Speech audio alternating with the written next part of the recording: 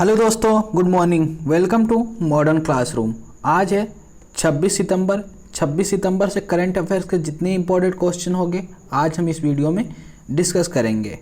ठीक है, चलिए स्टार्ट करते हैं। और आपसे हम लास्ट में क्वेश्चन भी पूछेंगे, उसका आंसर आप कमेंट बॉक्स में दीजिएगा। चलिए स्टार्ट करते हैं। क्वेश्चन नंबर पहला, पराग्वे देश में भारत के राजदूत के रूप में किसे नियुक्त किया गया है? पराग्वे देश में भारत के राजदूत के रूप में किसे नियुक्त किया गया है? इसका उत्तर नंबर बी हो जाएगा, योगेश्वर संगवान। योगेश्वर संगवान को नियुक्त किया गया है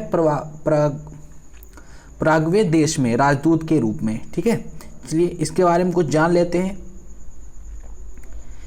योगेश्वर संगवान, पॉइंट नंबर पहला, योगेश्वर संगवान को पराग्वे में भारत के अगले राजदूत के रूप में नियुक्त किया गया है। पॉइंट नंबर दूसरा, 1994 बैच के IFS अधिकारी योगेश्वर संगवान वर्तमान में विदेश मंत्रालय में संयुक्त सचिव हैं। पॉइंट नंबर तीसरा, पराग्वे में भारत के अगले राजदूत के रूप में नियुक्त किया गया है, यह जानकारी विदेश मंत्रालय ने दी। क्वेश्चन नंबर दूसरा, 65वें अंतर्राष्ट्रीय परमाणु ऊर्जा एजेंसी सम्मेलन का अध्यक्ष किसे नियुक्त किया गया है? 65वें अंतर्राष्ट्रीय परमाणु ऊर्जा एजेंसी का सम्मेलन का अध्यक्ष किसे नियुक्त किया गया है? इसका ऑप्शन नंबर बी सही होगा, HE सदिक को नियुक्त किया गया है 65वें अंतर्राष्ट्रीय परमाणु ऊर्जा एजेंसी सम्मेलन का अध्यक्ष। इसके बारे में कुछ महत्वपूर्ण बातें।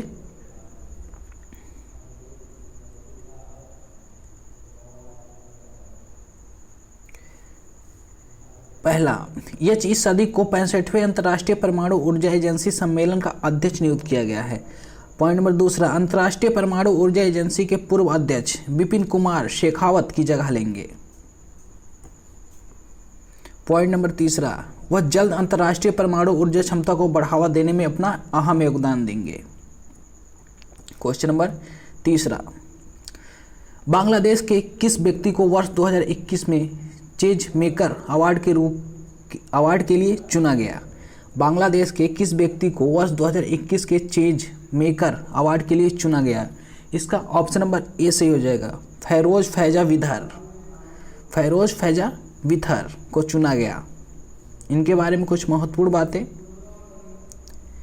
Bill and Melinda Gates foundation द्वारा अच्छे स्वास्थ्य और कल्याण को बढ़ावा देने वाले उनके काम के लिए बांग्लादेश की फैरोज फैजा विथर को 2021 के चेंज मेकर अवार्ड के लिए चुना गया।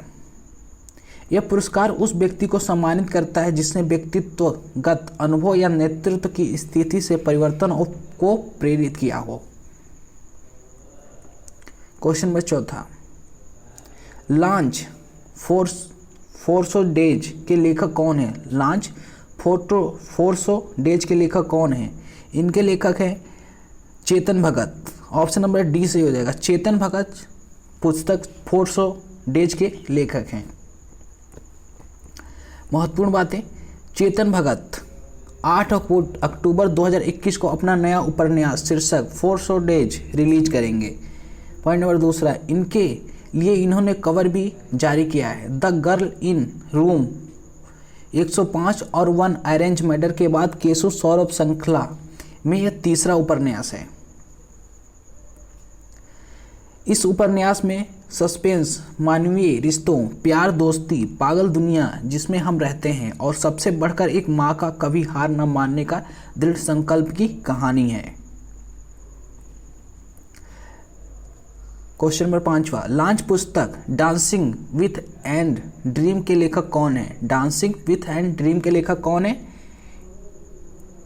इसका ऑप्शन नंबर बी सही हो जाएगा, आदित्यनाथ दास डांसिंग विथ ए ड्रीम के लेखक हैं। इनके बारे में कुछ महत्वपूर्ण बातें। आंध्र प्रदेश के मुख्य सचिव आदित्यनाथ दास ने अपनी नई पुस्तक dancing with a dream launch की। यह पुस्तक कई प्रतिभागियों के लिए शीर्ष नौकरशाह में एक गहन विचारक और एक भावुक प्रेमी का मिलना एक सुखद आश्चर्य को दर्शाती है। क्वेश्चन नंबर 6, सुशीला का निधन हुआ वह एक प्रसिद्ध क्या थी? सुशीला का निधन हुआ वह एक प्रसिद्ध क्या थी? इसका ऑप्शन नंबर सी सही हो जाएगा, स्वतंत्रता सेनानी थी सुशीला जी। महत्वपूर्ण बातें, स्वतंत्रता सेनानी एवं प्रसिद्ध वडकर्थ परिवार की वरिष्ठ सदस्य जी सुशीला का बुधवार देर शाम उनके अनकाकर स्थित घर पर निधन हो गया। पॉइंट नंबर दूसरा, सुशीला 100 वर्ष की थी और वह पिछले 8 साल से बिस्तर पर थी। सुशीला का जन्म 1921 में अनकरा वंडकर्थ थरवुड में एक नामवर घराने में हुआ था। सुशीला ने उस समय स्वतंत्रता संग्राम में हिस्सा लिया जब वह मद्रास में पढ़ रही थी। क्वेश्चन नंबर 7, पंजाब राज्य का मुख्य सचिव किसे नियुक्त किया गया है? पंजाब राज्य का मुख्य सचिव किसे नियुक्त किया गया है? इसका ऑप्शन नंबर बी सही हो जाएगा, अनिरुद्ध तिवारी। अनिरुद्ध तिवारी को पंजाब का मुख्य सचिव नियुक्त किया गया है। चलिए इनके बारे में कुछ महत्वपूर्ण बातें जान लेते हैं। भारतीय प्रशासनिक सेवा IAS अधिकारी अनिरुद्ध तिवारी को गुरुवार को विनी महाजन की जगह लेंगे। पॉइंट नंबर दूसरा, महाजन को अब विशेष मुख्य सचिव के रूप में नियुक्त किया गया है। 1990 बैच के अधिकारी तिवारी ने राज्य के साथ साथ केंद्र सरकार में भी विभिन्न पदों पर कार्य किया है। भारतीय विदेश मंत्री, क्वेश्चन नंबर 8वां, भारतीय विदेश मंत्री मीनाक्षी लेखी किस देश की आधिकारिक यात्रा पर गईं? किस देश की आधिकारिक यात्रा पर गईं? उज्बेकिस्तान की यात्रा पर गई हैं मीनाक्षी लेखी। इनके बारे में कुछ महत्वपूर्ण बातें, भारतीय विदेश मंत्री मीनाक्षी लेखी उज्बेकिस्तान के देश की आधिकारिक यात्रा पर गई हैं। पॉइंट नंबर दूसरा, कोलंबिया और न्यूयॉर्क की अपनी आधिकारिक यात्रा के तौर पर यहाँ पहुँच गई हैं।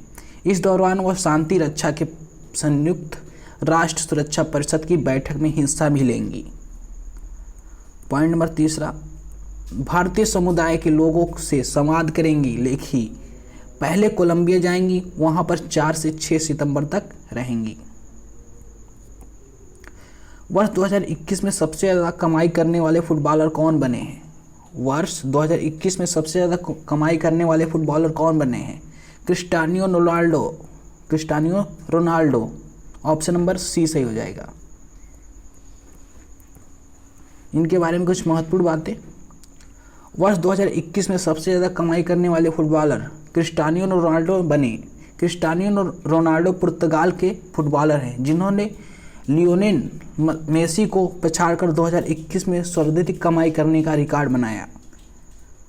फोर्ब्स के मुताबिक उनकी आय 2021 में 585 मिलियन अमेरिकन डॉलर रही, जो कि पिछले साल 570 मिलियन डॉलर थी।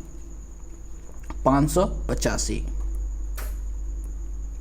क्वेश्चन नंबर 10वां, यानी कि आज का लास्ट क्वेश्चन, किस देश ने थोरियम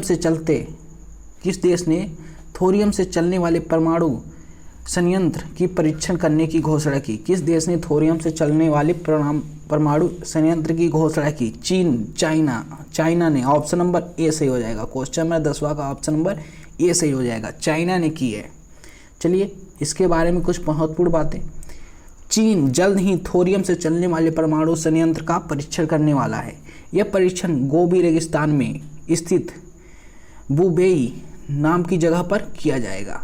थोरियम को परमाणु ऊर्जा बनाने का सस्ता और अपेक्षाकृत सुरक्षित स्रोत समझा जाता है। इसके संयंत्र को ठंडा करने के लिए पानी की जरूरत नहीं होती, जैसा कि यूरेनियम के मामले में होता है। लेकिन अभी थोरियम से व्यापारिक स्तर की परमाणु ऊर्जा बनाने की क्षमता किसी देश के पास नहीं है। इसके पहला देश होगा जो चीन परीक्षण करेगा। ठीक है, याद रखिएगा, इंपॉर्टेंट हो सकता है आपके पेपर के लिए।